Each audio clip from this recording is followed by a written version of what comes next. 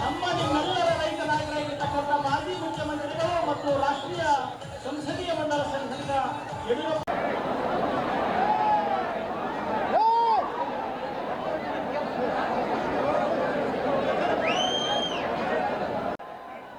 ಬಂಧುಗಳೇ, ಇನ್ನ 2 ನಿಮಿಷದಲ್ಲಿ ಇನ್ನೊಂದು ಮುಖ್ಯವಾದ 2-3 ಪಾಯಿಂಟ್ಗಳನ್ನ ಹೇಳಿ ಇವತ್ತು ಕೇವಲ ಒಬ್ಬ ರೈತ ನಾಯಕನ ಹೆಸರು ಹೇಳ್ಕೊಳ್ಳೋದು ಮಾತ್ರ ಅಲ್ಲ, ರೈತನ ಹೆಸರಲ್ಲಿ ಒಬ್ಬ ರಾಜ್ಯದ ಮುಖ್ಯಮಂತ್ರಿಯಾಗಿ ಪ್ರಮಾಣ ವಚನವನ್ನ ಮಾಡಿ ಅಸಲು ಇತಿಹಾಸದಲ್ಲಿ ಸನ್ಮಾನ್ಯ ಯಡಿಯೂರಪ್ಪ ಅವರು ಮಾತ್ರ ಬಂದಿದ್ದಾರೆ. ಕೇವಲ ರೈತರ ಹೆಸರಲ್ಲಿ ಮಾಡೋದು ಮಾತ್ರ ಅಲ್ಲ, ರೈತರಿಗೋಸ್ಕರ ವಿಶೇಷವಾಗಿ ಕೃಷಿ ಬಜೆಟ್ ಅನ್ನ ಪ್ರವೇಶ ಮಾಡಿರುವಂತ ಒಬ್ಬ ವ್ಯಕ್ತಿ ಇಲ್ಲ. ಯಾವ ಕೆಲಸನೂ ಪ್ರಾರಂಭ ಮಾಡೋದಕ್ಕಾಗಿಲ್ಲ. ಅವರ MLA-ಗಳಿಗೆ ಅವ್ರು ಹೇಳ್ಬಿಟ್ಟಿದ್ದಾರೆ, MP ಎಲೆಕ್ಷನ್ ಆಗತನ ನಮ್ಮನ್ನು ಮಾತಾಡಿಸಬೇಡ್ರಿ ಅಂತ. ಅವ್ರ ಹತ್ರ ಹಣ ಇಲ್ಲ. ಇದು ಅವರು ಕೊಟ್ಟಿರೋ ಗ್ಯಾರಂಟಿಗಳು ಪರ್ಮನೆಂಟ್ ಗ್ಯಾರಂಟಿಗಳು. ಇವತ್ತು ನಿಮ್ಮ ಮನೆಗೆ JJM ಮೂಲಕ ನೀರು ತಂದು ಕೊಟ್ಟಿದ್ದಾರೆ, ಸಿಲಿಂಡರ್ ಸಿಗೋದಿಲ್ಲ ಅಂತ. ಇವತ್ತೇನಾಗಿದೆ ಪರಿಸ್ಥಿತಿ, ನಿಮ್ಮ ಮನೆಗೆ ಫೋನ್ ಮಾಡಿದ್ರೆ ಗ್ಯಾಸ್ ಬರ್ತದೆ. ಈಗ ಮುಂದಿನ ಹೆಜ್ಜೆ ನಿಮಗೆ ಎಲ್ಲಾ ಪಟ್ಟಣಗಳಲ್ಲೂ ಗ್ರಾಮಗಳಲ್ಲಿಯೂ ಪರ್ಮನೆಂಟ್ ಗ್ಯಾರಂಟಿ, ಅದು ಪರ್ಮನೆಂಟ್ ಗ್ಯಾರಂಟಿ. ಇವತ್ತು ಎಷ್ಟೋ ಜನ ಹೆಣ್ಣು ಮಕ್ಕಳಿಗೆ ಫ್ರೀ ಸಿಲಿಂಡರ್ಗಳನ್ನ ಕೊಟ್ಟು, ವಿದ್ಯುತ್ ಅನ್ನ ಕೊಟ್ಟು, ಅವ್ರಿಗೆ ಏನು ಬೇಕಾಗಿದೆ.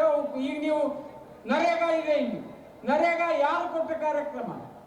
ನರೇಗಾದಲ್ಲಿ ನೀವು ಕೂಲಿ ಕೆಲಸಕ್ಕೆ 100 ರಿಂದ 150 ದಿನ ದಾರಿ ಮಾಡಿಕೊಳ್ಳಬೇಕೆಂದು ತಮ್ಮಲ್ಲಿ ವಿನಂತಿ.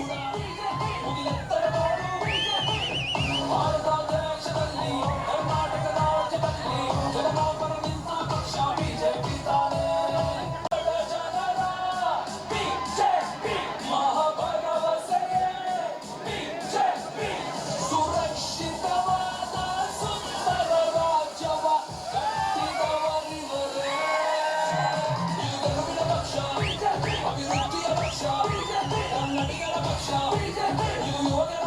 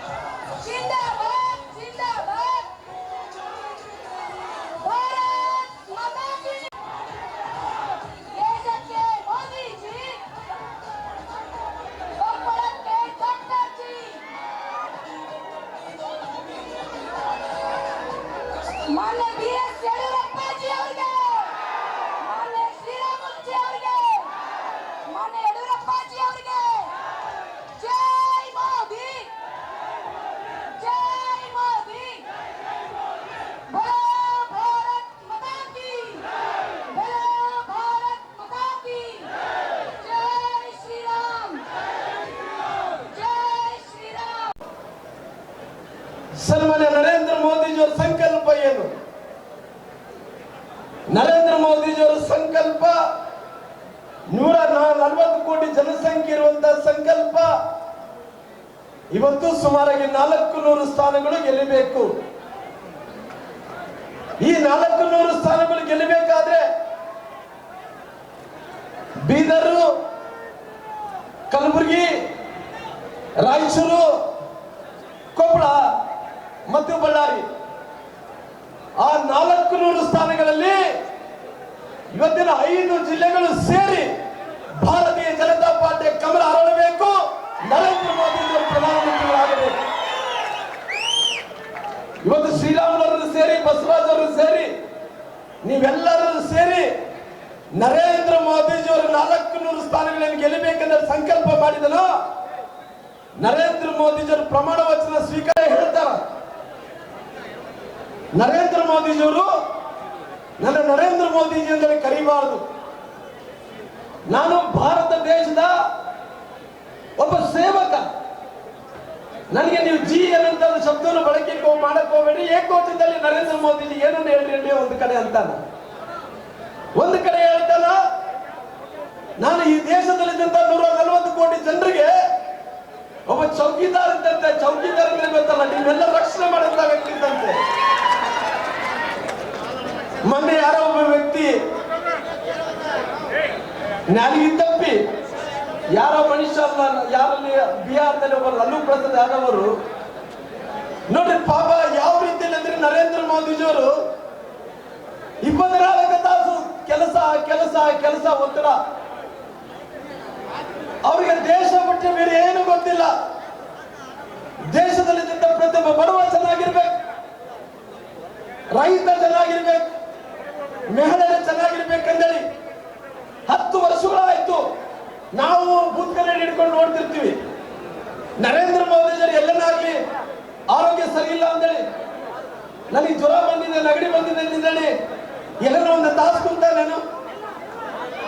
24 ತಾಸು ಕೆಲಸ ಕೆಲಸ ಕೆಲಸ ಬಿಟ್ಟರೆ ಬೇರೆ ಏನಿಲ್ಲ. ಪಾಪ ಅವರು ಮೊನ್ನೆ ಅಲ್ಲ ಕಳೆದ ಒಂದು 6 ತಿಂಗಳ ಹಿಂದ್ಗಡೆ ಅವ್ರ ತಾಯಿ ನಿಧನ ಆದ್ರು.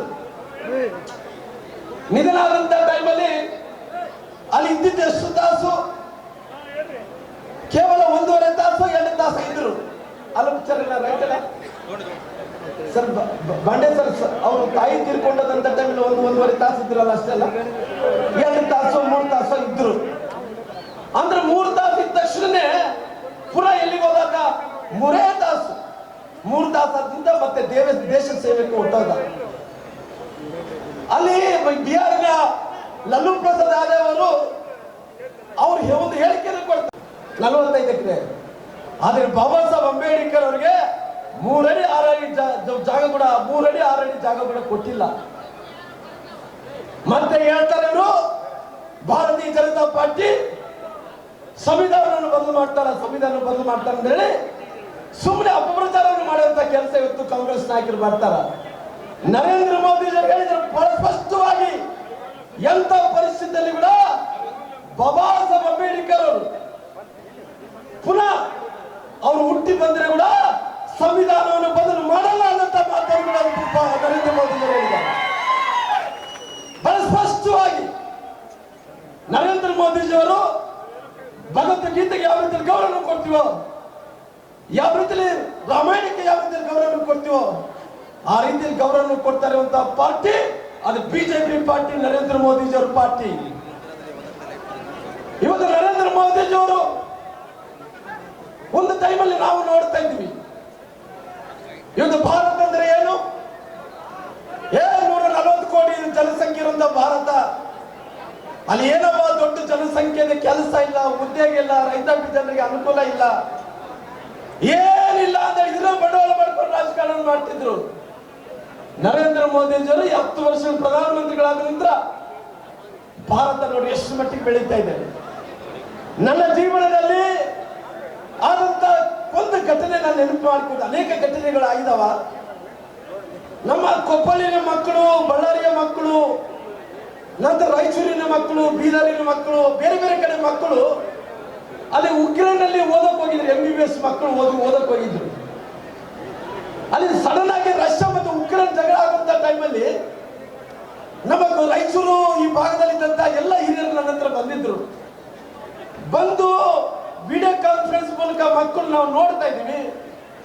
ಆ ಮಕ್ಕಳೆಲ್ಲ ಬಂಕರ್ಗಳಲ್ಲಿ ಬಚ್ಚಿಕೊಂಡಿದ್ದಾರ. ಬಾಂಬ್ ಸ್ಫೋಟ ಆಗ್ತಾ ಇದೆ, ಬಾಂಬ್ ಸ್ಫೋಟ ಆಗ್ತಾ ಇದೆ. ಆ ಬಾಂಬ್ ಸ್ಫೋಟ ಆಗುತ್ತಂದ್ರೆ ಮಕ್ಕಳಿಗೆ ಬ್ಯಾಟ್ರಿ ಮುಗಿತಾ ಇದೆ. ನಮ್ಮನ್ನು ಹೆಂಗಣ ಮಾಡಿ ಹೊರಗಡೆ ತರ್ರಿ ಅಂತೇಳಿ ಅವ್ರ ಮಕ್ಕಳು ಅಳ್ತಾ ಇದ್ರೆ ನಾವೆಲ್ಲರೂ ಸಂಸದರು, ಮಾಜಿ ಸಂಸದರು, ಮಾಜಿ ಮಂತ್ರಿಗಳೆಲ್ಲರೂ ಸೇರ್ಕೊಂಡು ಅವತ್ತು ನಮ್ಮ ಹಾಲಪ್ಪಾಚಾರಿ ಎಲ್ಲರೂ ಸೇರ್ಕೊಂಡು ಪ್ರಧಾನಮಂತ್ರಿಗಳಿಗೆ ಒಂದು ಪತ್ರವನ್ನು ಮೇಲ್ ಮಾಡಿದ್ವಿ. ಮೇಲ್ ಪತ್ರವನ್ನು ಮಾಡಿದ್ವಿ. ಆ ಮೇಲ್ ಪತ್ರದಲ್ಲಿ ಮೇಲ್ ಮಾಡಿದ್ರೆ ಪ್ರಧಾನಮಂತ್ರಿಗಳು ಉತ್ತರ ಕೊಟ್ಟರು, ಆದಷ್ಟು ಬೇಗ ನಿಮ್ಮ ಮಕ್ಕಳನ್ನ ವಾಪಸ್ ತರಿಸ್ರಿ ಅನ್ನಂತ ಮಾತನ್ನು ಕೊಟ್ಟರು. ಆದ್ರೆ ನರೇಂದ್ರ ಮೋದಿಜಿಯವರು ಏನ್ ಮಾಡಿದ್ರು, ಉಕ್ರೇನ್ ರಷ್ಯಾನ ಇವತ್ತು ಯುದ್ಧ ನಡೆಯುವಂತ ಟೈಮಲ್ಲಿ ಯಾರನ್ನ ಇಬ್ರು ಜಗಳ ಮಾಡಿದ್ರೆ ಬಿಡಿಸ್ಕೊಳಕ್ ನಮ್ ಕೈಲಾಗಲ್ಲ. ಆ ಬಿಡಿಸ್ಕೊಳಕ್ ಹೋದ್ರೆ ನಮ್ಮನ್ನು ಹೊತ್ತು ಬಿಡ್ತಾರೆ. ಉಕ್ರೇನ್ ಮತ್ತು ರಷ್ಯಾ ಜಗಳ ಆಗ್ತಿದೆ, ಯುದ್ಧ ಆಗ್ತಿದೆ. ಯುದ್ಧವನ್ನು ನಿಲ್ಸಕ್ ಆಗುತ್ತೆ ಯಾರ ಕೈಲನ್ನಾಗ್ಲಿ. ನಮ್ಮ ಹೆಮ್ಮೆಯ ಪ್ರಧಾನಮಂತ್ರಿಗಳಂತ ನರೇಂದ್ರ ಮೋದಿಜಿಯವರು ಭಾರತದಿಂದ ಆದೇಶ ಮಾಡ್ತಾರ. ಆದೇಶ ರಿಕ್ವೆಸ್ಟ್ ಅಲ್ಲ, ಆದೇಶ ಮಾಡ್ತಾನ. ಏನ್ ಮಾಡ್ತೀಯ ಗೊತ್ತಿಲ್ಲಪ್ಪ. ಪುಟಿನ್ ರಷ್ಯಾದ ಅಧ್ಯಕ್ಷರೇ, ಯುಕ್ರೇನ್ ಅಧ್ಯಕ್ಷರೇ ಯುದ್ಧ ನಿಲ್ಲಿಸ್ಬೇಕು ಆದೇಶ ಮಾಡ್ತಾರೆ. ಯುದ್ಧ ನಿಲ್ಲಿಸ್ಬೇಕಂದ್ರೆ ಯುದ್ಧವನ್ನು ನಿಲ್ಲಿಸಿ ನನ್ನ ಮಕ್ಕಳೆಲ್ಲರೂ ಕೂಡ ಹೊರಗಡೆ ತರಬೇಕು ಅನ್ನಂತ ಆದೇಶ ಮಾಡಿದಂತ ಟೈಮಲ್ಲಿ ಆ ಬಂಕರ್ದಲ್ಲಿದ್ದಂತ ಮಕ್ಕಳು ಭಾರತದ ಬಾವುಟನ್ನು ಹೊತ್ತುಕೊಂಡು, ನ್ಯಾಷನಲ್ ಫ್ಲಾಗ್ ಅನ್ನು ಇಟ್ಕೊಂಡು ಇವತ್ತು ಎಲ್ಲ ದೇಶದ ಮಕ್ಕಳು ಎಲ್ಲ 5ನೇ ಸ್ಥಾನದಲ್ಲಿದ್ದ ಭಾರತ ಇವತ್ತು 2024ರಲ್ಲಿ ಇದೀವಿ. 2027ರಿಗೆ ಅದು ಭಾರತ 3ನೇ ಸ್ಥಾನಕ್ಕೆ ಹೋಗುತ್ತೆ. 2047 ಇಸ್ವಿಗೆ ವಿಶ್ವದಲ್ಲಿ ಭಾರತ ನಂಬರ್ 1 ಆಗುತ್ತೆ. ರಾಮನವರೇ, ಇವತ್ತು ವಿಶ್ವದಲ್ಲಿ ಭಾರತ ನಂಬರ್ 1 ಆದ್ರೆ ನಮಗೇನು ಉಪಯೋಗ ನೋಡ್ರಿ. 140 ಕೋಟಿ ಜನಸಂಖ್ಯೆ ಇರುವಂತ ಭಾರತದಲ್ಲಿ ಇವತ್ತು ಸುಮಾರಿಗೆ 50 ಕೋಟಿ ಜನರು ಬಡವರಿದ್ದೀವಿ. ಆ 50 ಕೋಟಿ ಜನರು ಬಡವರು ಎಲ್ಲಿದೀವೋ ಆ ಬಡವರನ್ನ ಮೇಲೆತ್ತಂತ ಕೆಲಸ ಆಗಬೇಕನ್ನಂತ ಕಾರಣದಿಂದ ನರೇಂದ್ರ ಮೋದಿಜಿಯವರು ಸುಮಾರಾಗಿ 25 ಕೋಟಿ ಜನರನ್ನ ಈ ಬಾರಿ ಬಡತನ ರೇಖೆಗೆ ಕೆಳಗಡೆ ತಂತಾರಂದ್ರೆ ಯಾರು ಬೆಳಿಗ್ಗೆ ಕೆಲಸಕ್ಕೆ ಹೋಗಿ, ನೌಕರಿಗೆ ಹೋಗಿ, ಮಕ್ಕಳಿಗೆ ಊಟ ತಗೊಂಡ್ಬಂದು ಊಟ ಮಾಡಿಸಿ ಜೀವನವನ್ನು ಕಳೀತಿರೋ 25 ಕೋಟಿ ಜನರನ್ನ ಬಡತನ ರೇಖೆಗೆ ಕೆಳಗಡಿದ್ದಂತ ಜನರ ಮಿಡಿಲ್ ಕ್ಲಾಸ್ ಫ್ಯಾಮಿಲಿ ಆಗಿ ಪರಿವರ್ತನೆ ಮಾಡಿದರ. ಇನ್ನ ಉಳಿದಿರೋದು 25 ಕೋಟಿ ಜನರ ಮುಂಬರುವಂತ ದಿನಗಳಲ್ಲಿ 25 ಕೋಟಿ ಜನರು ಕೂಡ ಬಡತನ ರೇಖೆಗೆ ಕೆಳಗಡಿದ್ದಂತ ಜನರ ಮೇಲಕ್ಕೆತ್ತಂತ ಕೆಲಸ ಮಾಡಿ ಸಮಗ್ರ ಭಾರತವನ್ನು ಕಟ್ಟಂತ ಕೆಲಸ ನರೇಂದ್ರ ಮೋದಿಜಿಯವರು ಮಾಡ್ತಾರೆ. ಮೊನ್ನೆ ನಾನು ನೋಡ್ತಾ ಇದ್ದೆ ನೋಡ್ರಿ, ದೇಶದಲ್ಲಿ ಇವತ್ತು ಭಾರತ ಅಧ್ಯಕ್ಷ ಅದಕ್ಕೆ ಆದಂತ ವಿಶಿಷ್ಟತೆ ಇದೆ.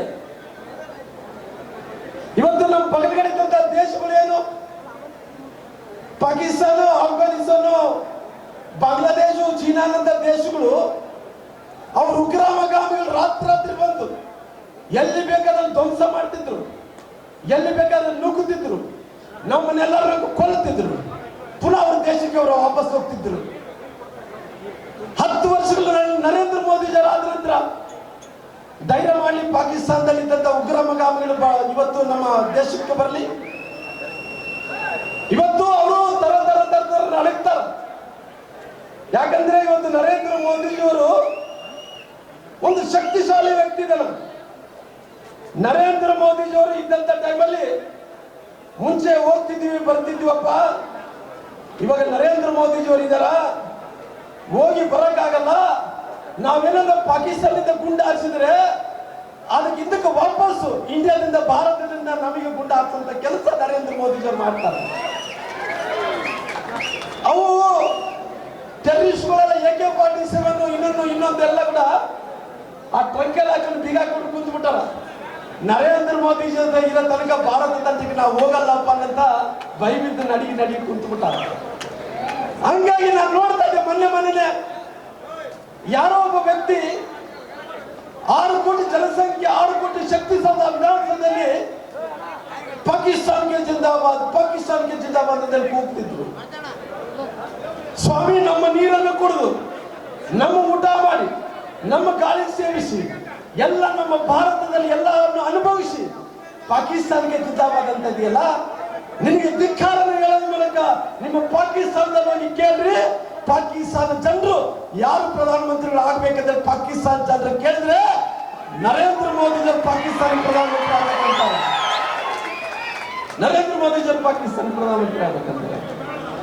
ಅಮೆರಿಕ ಹೋಗಿ ಕೇಳ್ರಿ, ಜೋನ್ ಬೇಡದವ್ರನ್ನ ಕೇಳ್ರಿ, ಅಲ್ಲಿದ್ದಂತ ಜನರು ನರೇಂದ್ರ ಮೋದಿಜಿ ಪ್ರಧಾನಮಂತ್ರಿಗಳು ಆಗ್ಬೇಕಂತಾರೆ.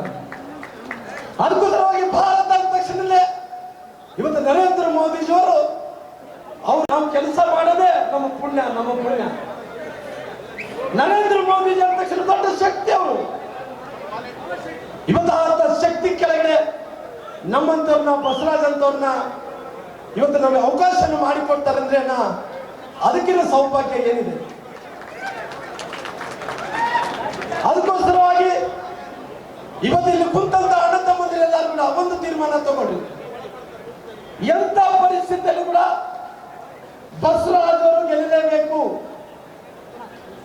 ಡಾಕ್ಟರ್ ಬಸವರಾಜ್ ಅವ್ರನ್ನ ಗೆಲ್ಲಿಸ್ಕೊಂಡ್ರೆ ಪ್ರಧಾನಮಂತ್ರಿಗಳಿಗೆ ಹೇಳ್ಬೋದು, ನಮ್ಮ ಕೊಪ್ಪಳ ಜಿಲ್ಲೆಯ ಜನರು ಕಳೆದ 2 ಬಾರಿ ಲೋಕಸಭಾ ಭಾರತೀಯ ಜನತಾ ಪಾರ್ಟಿ ಗೆದ್ದಿದೆ. ರೈಟಾ? 3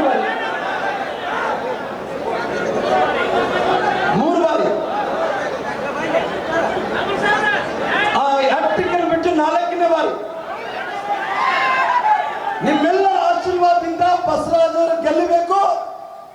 ನಮ್ಮ ನರೇಂದ್ರ ಮೋದಿಜಿಯವರಿಗೆ ತಿಳಿಸ್ಬೇಕು. ನಾವು ಕಲ್ಯಾಣ ಕರ್ನಾಟಕ ಭಾಗದ ಎಲ್ಲ ನಾಯಕರು ನಿಮ್ಮ ಆಶೀರ್ವಾದದಿಂದ ಗೆದ್ದಿದ್ದೀವಿ. ಸಮಗ್ರವಾಗಿ ಅಭಿವೃದ್ಧಿ ಮಾಡುವಂತ ಕೆಲಸ ನಾವು ಮಾಡ್ತಾ ಇದ್ದೀವಿ. ಅದಕ್ಕೋಸ್ಕರವಾಗಿ ಇವತ್ತು ಈ ಸರ್ಕಾರ ಬಂದು 12 ತಿಂಗಳು ಆಗ್ತಾ ಇದೆ, 13 ತಿಂಗಳು ಆಗ್ತಾ ಇದೆ. 13 ತಿಂಗಳಿಂದ ಏನು ಮಾಡಿದಾರಪ್ಪ ಅಂದ್ರೆ ಎಲ್ಲಿ ಕೂಡ ಅವ್ರೇನೋ ಸುಳ್ಳು ಆಶ್ವಾಸನೆಗಳಿಗೆ ನೀವು ಮೊನ್ನೆ ನಡೆದಂತ ಚುನಾವಣೆಯಲ್ಲಿ ನಾನು ಸೋತ ಬಿಟ್ಟಿನಿ.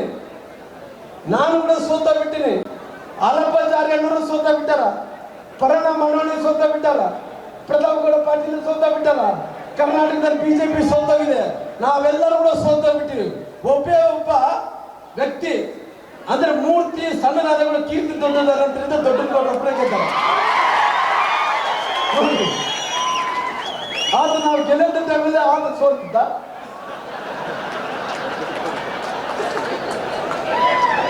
ಅದು ತುಂಬಿದ ಕೂಡ ಇದ್ದಂತೆ ದೊಡ್ಡ ಸಾಗಿ.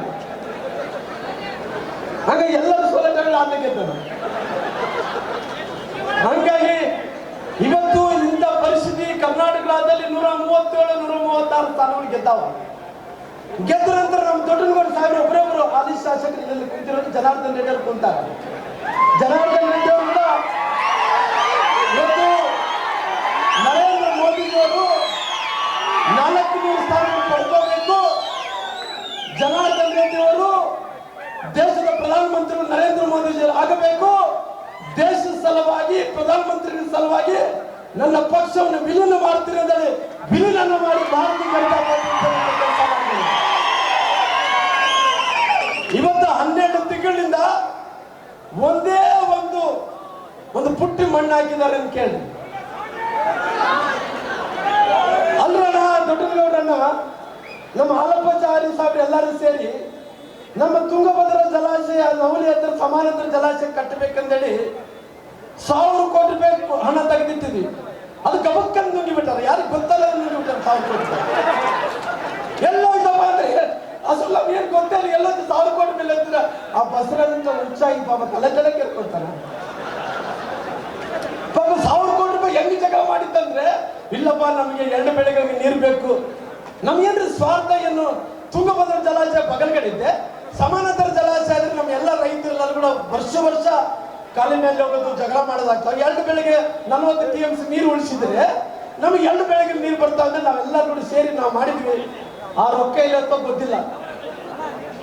ನಂತರ ಇವತ್ತು ಸರ್ಕಾರ ಬಂದ ನಂತರ ಎಲ್ಲವನ್ನು ತುಟ್ಟಿ, ಅಕ್ಕಿ ತುಟ್ಟಿ, ಬೇಳೆ ತುಟ್ಟಿ, ಎಣ್ಣೆ ತುಟ್ಟಿ, ಕರೆಂಟ್ ಬಿಲ್ ತುಟ್ಟಿ, ನಳ ಕೊಳಾಯಿನ ರೇಟು ತುಟ್ಟಿ, ಹಾಲೇನು ಕುಡಿತು ಹಾಲು ರೇಟು ತುಟ್ಟಿ, ಯಾರ್ಯಾರು ರಾತ್ರಿ ಹೊತ್ತು ಬ್ರಾಂದಿ ಕುಡಿತಾರೆ ಬ್ರಾಂದಿ ರೇಟ್ ಕೂಡ ತುಟ್ಟಿ ಅಂತ ಎಲ್ಲ ತುಟ್ಟಿ ಮಾಡೋರ್ಕೊಂಡು ಹೆಣ್ಮಕ್ಳ ಹತ್ರ ಅವ್ರು ಅಂದ್ಕೊಂತಿರ್ತಾರ. ಹೇಳಿ ನೋಡ್ರಿ, ಅವ್ರ ಪಾಪ ಬಹಳಷ್ಟು ಮಂದಿ ಬರ್ತಾ ಇಲ್ಲ, ಅವ್ರಿಗೆ 2,000 ರೂಪಾಯಿ ಕೊಡ್ತೀವಿ ಅಂದ್ರೆ ಕೆಲವು ಮಂದಿ ಬರ್ತಾ ಇಲ್ಲ, ಕೆಲವು ಮಂದಿ ಬರ್ತಾ ಇಲ್ಲ. 2,000 ರೂಪಾಯಿ ಕೊಟ್ಟಂಗೆ ಮಾಡ್ತಾರ, ಅದೇ 3,000 ರೂಪಾಯಿ ಕಸ್ಕೊಂಡಂಗೆ ಮಾಡ್ತಾರ. ಒಂದು ಕ್ವಾರ್ಟರ್ ಎಷ್ಟಾಗಿದೆ ನೋಡ್ರಿ, ಮುಂಚೆ 60 ರೂಪಾಯಿಗೆ 50 ರೂಪಾಯಿ ಸಿಕ್ತಿತ್ತು. ಎಷ್ಟೈತಲ್ಲ ಕ್ವಾರ್ಟರ್? ಅದು ಎಷ್ಟು ಒಂದು 170 ರೂಪಾಯಿ ಅಂತ ಕ್ವಾರ್ಟರ್. ಅಂದ್ರೆ ಡಬಲ್, ಎಲ್ಲವನ್ನು ಕೂಡ ಡಬಲ್ ಮಾಡಿ ತಿಂದು ಬಿಟ್ಟಾರ.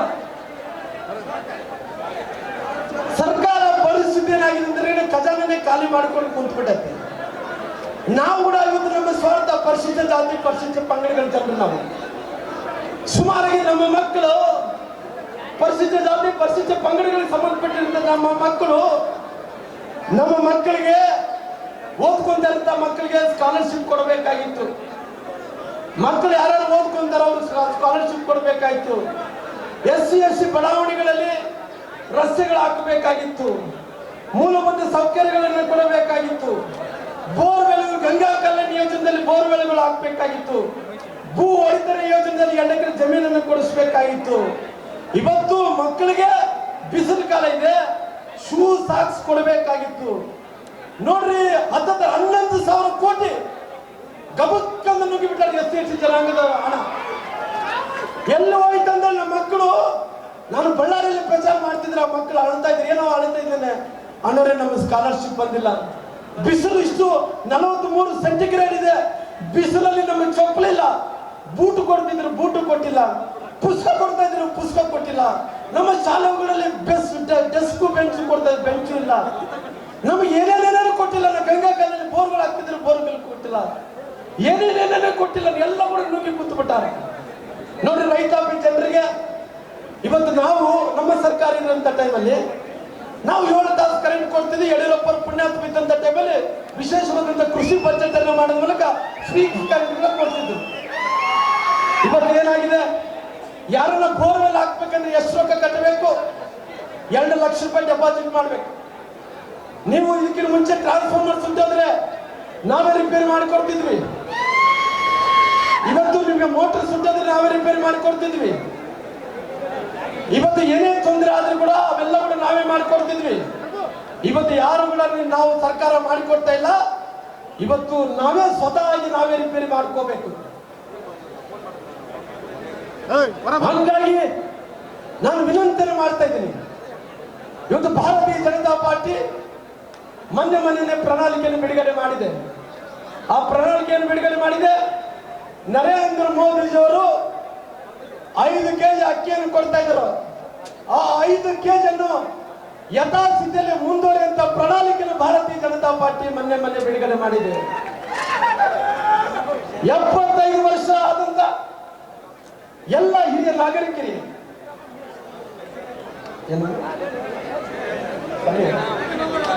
75,000 ಆದಂತ ಜನರಿಗೆ, 75 ವರ್ಷ ಆದಂತ ಜನರಿಗೆ ಅವ್ರಿಗೆ ವೃದ್ಧಾಪ್ಯ ಸಂದರ್ಭದಲ್ಲಿ ಅವ್ರಿಗೆ ಏನನ್ನ ತೊಂದರೆ ಆದ್ರೆ